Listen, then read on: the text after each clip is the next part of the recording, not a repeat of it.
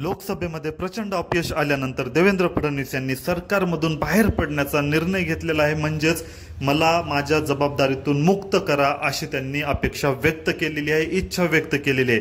सध्या तर माहित आहे की तुम्हाला ते महाराष्ट्राचे उपमुख्यमंत्री आहेत, तर त्यांना उपमुख्यमंत्री पदापासून मुक्त करा अशी त्यांनी अपेक्षा व्यक्त केलेली आहे वरिष्ठ नेत्याकडे, म्हणजेच नरेंद्र मोदी असो किंवा अमित शहा यांच्याकडे। तर त्यांनी या पराभवाची जबाबदारी स्वतःवर घेतलेली आहे आणि तसेच बोलताना म्हटले आहे की मी पळून जाणाऱ्यापैकी नाही, तर मला ह्याच्यासाठी मोकळीक हवी आहे की मला आता विधानसभेची तयारी करायची आहे, त्यासाठी मला पक्ष नेतृत्व मजबूत करायचं आहे, यासाठी मला मोकळीक हवी असं देवेंद्र फडणवीस यांनी सांगितलेलं आहे।